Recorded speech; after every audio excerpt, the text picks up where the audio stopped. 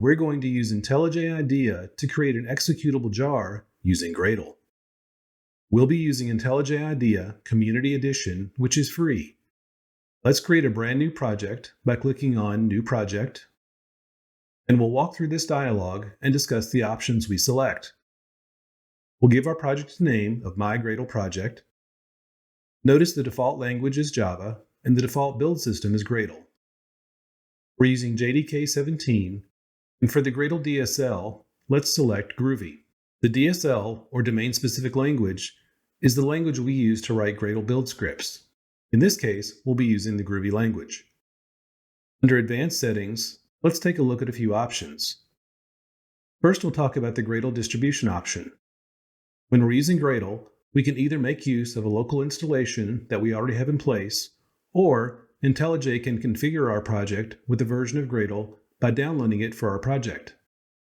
This downloaded version is called a wrapper, since there are scripts that run which wrap the calls that perform the necessary downloads. If we uncheck Auto Select, we can see in the drop-down list that we can choose the Gradle version we wish to use. Version 8, which is the most current major release, is already selected by default. Under Distribution, if we select Local Installation, we can choose the version of Gradle that we wish to use. In this case, IntelliJ has detected that I already have version 8.1.1 of Gradle installed on my machine. For our project, let's go ahead and use the wrapper, and we'll check the Auto Select box once again so that IntelliJ will download the latest version for us. Our group ID is already set to com.beginSecure, so let's go ahead and click Create. As our project is loading, you'll notice a few things. In the lower right corner, we get a pop-up from IntelliJ telling us that our IDE has detected Windows Microsoft Defender running on this machine. Let's take a look at that message. It's telling us that using Defender will be negatively impactful on the performance of IntelliJ, and it's recommending that we add some directories to an exclusion list so that Defender won't scan those directories. It gives us the option to manually add those directories to the exclusion list, or if we select automatically, it'll do it for us. Of course, we want it to do it for us, so let's select automatically. If you run into this situation on your work computer, you may need to speak to your help desk or system administrator, since you may not have the permission to add these directories either manually or automatically to your own exclusion list. We get a pop-up dialog box from IntelliJ telling us it's about to perform the task, so we'll go ahead and select Yes and let it continue. In the upper right corner, it's asking us to select which JDK we want to use. Let's go ahead and select 17. Let's take a look at the Gradle build file.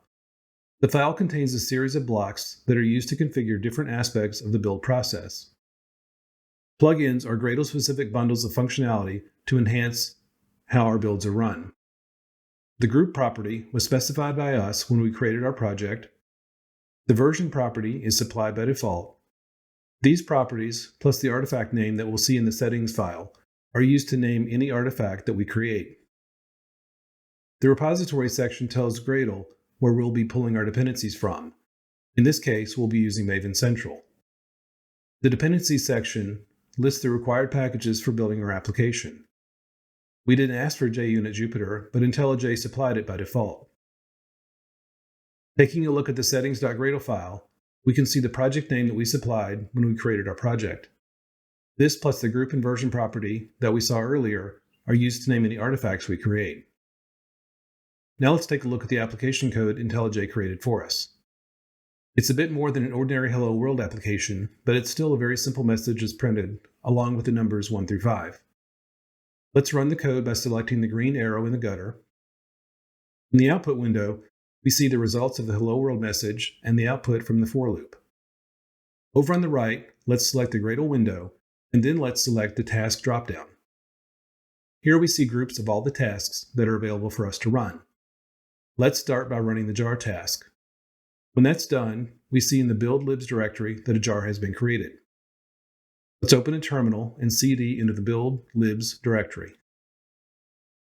Let's try running the file by entering java-jar mygradleproject01 snapshot.jar. We get the error no main manifest attribute, which means there's no manifest file in the jar that specifies the primary location of the file for our jar when we run it. However, we know the jar file contains our code, so let's try running it in a different way. Let's try to add the jar file to our class path and then try to invoke the main class file. We'll enter java-cp in the name of our jar file to add it to our class path, then space and the fully qualified name of our main class com.beginsecure.main. And when we do, we get the expected output, which is the hello message, followed by the output from the for loop. Now let's add a dependency to our project and then update our code to use that dependency. First, we'll close some of these windows and open up the build.gradle file and go to the dependency section. And let's right-click and select Generate and then Add Dependency. In the search bar, let's look for JSON. From the list presented to us, we'll select the first one from org.json. And we'll select the latest version from February 27th, 2023. When I was recording this video, I verified that there were no reported vulnerabilities for this package. Before clicking Add, let's scroll through the information on the right. Here we can find links to the documentation, license information, the location on GitHub, and more. All this information can be helpful when you're researching a new piece of open source. Let's click the Add button and close out the window. We see the dependency's been added to our build.gradle file. Now let's make use of the package in our code. Back in our main.java file, let's get rid of the generated code and create an object called JSON object of type JSON object. Notice that it's red. Even though we added the dependency to our build.gradle file, it hasn't been downloaded and made available in our project yet. If we click the Gradle elephant with the recycle symbol on it, that will cause Gradle to download the dependency and make it available in our project. The JSON object name will go from red to black, and we'll be asked if we'd like to import the class. So let's do that. Now we can create our JSON object literal by adding a pair of curly braces. We'll add a key called color and surround it with quotes that will escape with a backslash, then a colon, and we'll set it equal to the value of blue. Next, we'll use the printf statement to print our results. In our string, we'll add the message the color is, followed by a %s and a %n with the string placeholder and a new line, then a comma, and we'll return the getString method of the JSON object reference and return the value for the key color. Now let's run that code. Buried in the messages from Gradle, we see our output, the color is blue. Great, so let's jar that up and create our fat jar. Over in the Gradle window, let's run the jar task. When it's done, let's open the terminal window. We're already in the libs directory. Let's run the dir command. The jar doesn't seem very big, but that's okay. Let's try to run it anyway. We'll enter java-jar my_Gradle project 0.1 snapshot.jar. Okay, we get the manifest thing again. So let's try to run it using the class path technique that we saw earlier. And we get an error about the JSON dependency not being found. Let's take a look at what's in the jar by running the command jar space tvf in the name of the jar. This will show us the contents of the jar without extracting it. And we can see the class file is there, but not the dependency we need. To add the dependency to our jar file, we'll need to make a change to the build.gradle file. There are a few ways you can do this, but the most reliable method I've found is what I'm about to show you, and the result will be an uber jar that we're after. In the build file, we'll create a jar section, and within that, we'll create a manifest section, and we'll include the attributes that we need to set for the manifest. There are optional values that we can set, like the implementation title or the version, but they aren't needed. The version is always 1.0 and it will be set by default. However, we do need to set the main-class attribute, followed by a colon, and the name of our class file, com.beginsecure.main. Next, we'll add another subsection called from and enclose that in curly braces. This will pick up the name of the jars that we need to include in our deployable artifact. We'll enter configurations.runtime class path, which will pick up the jars used at runtime for our application.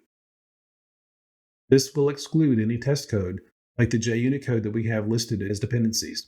We'll invoke the collect method and use a closure to get our list. We'll use it as the variable name and invoke the isDirectory method on each element of the closure. And then we'll use the ternary operator to make a decision. If the element is a directory, we'll return it. If not, we'll invoke the ziptree method to zip up the elements and return it to the collection. And that's it. Notice we've overridden the jar task. So let's go back to the Gradle window and select the jar task and run it once again. Once it finishes, let's go back to the build libs directory and run dir. Notice this time the jar is much larger, around 72K. Let's run that jar by entering java-jar mygradle project 1.0 snapshot.jar. We get our expected result, the message, the color is blue. If we run the jar tvf command on our jar file, we can see all the JSON code that was included in the library, along with the code we wrote and the manifest file we generated. If you found this video useful, please subscribe for more videos like this in the future, and remember to always begin secure.